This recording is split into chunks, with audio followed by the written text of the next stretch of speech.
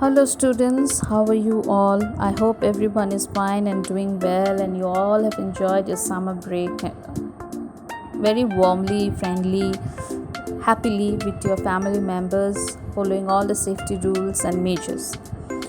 So, today is our first class after your summer break, and we are going to start a new chapter, that is chapter 3. And the name of the chapter is The Trick That Did Not Work, from page number 24. We are going to do 2 pages today and tomorrow 2 pages, reading and explanation. Let's start. A pair of jackals become ministers to the king of the jungle and use trickery to keep him under their control, but they do not realize the power of friendship. This classic tale from the Panchatantra shows why trying to fool others can be a very foolish thing. Deep inside the dark jungle, there lived a lion. He was a big, handsome lion with a golden mane and fiery eyes. His name was Jung, and he was the king of the jungle.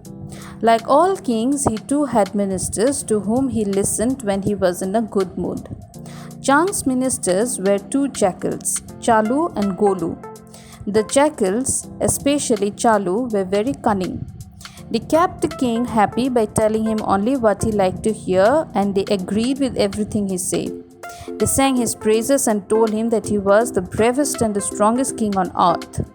Naturally, the king believed that his ministers were faithful and loyal. He thought he was lucky to have such wise ministers, so he looked after them, fed them, and took them along wherever he went. The jackals hardly did any work. They did not have to fight their enemies to protect themselves, nor did they have to hunt for foods like other animals. They grew fat on whatever Jung killed. Soon they became very arrogant and did not allow any other animal to come near the lion or become friendly with him. One day, Jung was at the river for a drink, and he heard an animal below. It was so loud that the whole jungle echoed with the sound and startled the lion. He had never heard anything like it before. In fact, he had rarely heard the call of other animals, since they were all scared of him and stayed as far away from him as possible. Frightened by the sound, he went rushing back to his den, pale with fear. His ministers were surprised to see the king trembling with fear and wanted to know what happened. So it's a story from Panchatantra, and it's about 2 jackals and a lion. So deep inside the jungle, there lived a lion, and he was very big and handsome. He had golden mane, his fur was golden, and he had fiery eyes, very angry eyes. So his name was Jung, and he was the king of the jungle. Like all kings, he also had ministers, and he listened to them. And he was always in a good mood. So the Jung's ministers were 2 jackals, Chalu and Golu. The jackals, especially Chalu, he was very cunning, very intelligent, very clever. They always kept their king happy by telling him all the good things, whatever the king wants to hear, and they agreed to whatever the king says. So they always used to praise him by saying that he is the bravest and the strongest king on earth. No other king is as bravest and strongest as him. Then naturally the king believed that his ministers were very loyal and faithful, and he thought he was lucky to have such ministers. So he looked after them, then fed them, also gave them food, and he used to take them everywhere wherever he used to go. The jackals also, they don't do any work. They don't have to fight with other animals. They don't have to hunt for animals, because they eat whatever the lion used to kill, and they became fat day by day. So this also made them very arrogant, and they did not allow any other animal to come near the lion or to become friendly with the lion. One day, when Jung was at the river to drink water, he heard an animal below. The loud sound made by an animal. It was so loud that the whole jungle echoed with its sound, And the lion became afraid because he had never heard anything like it before. Then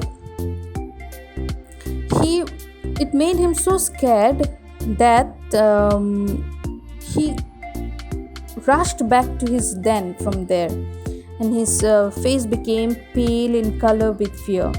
His ministers were surprised to see the king, trembling with fear, and wanted to know what had happened.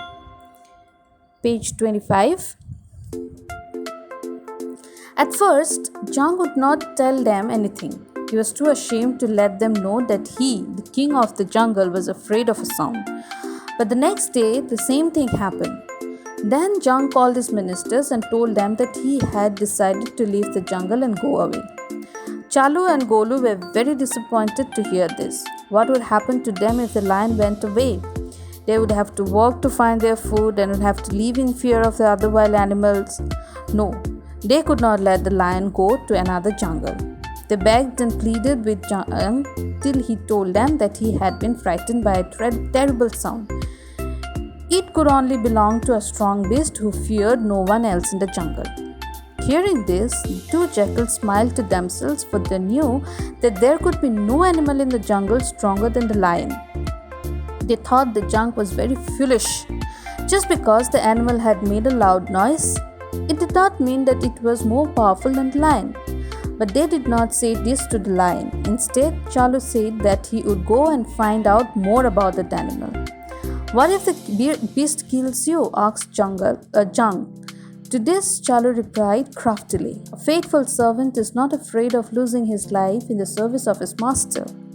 The king was very pleased with this reply, and Chalu, with Golu in tow, went off towards the river.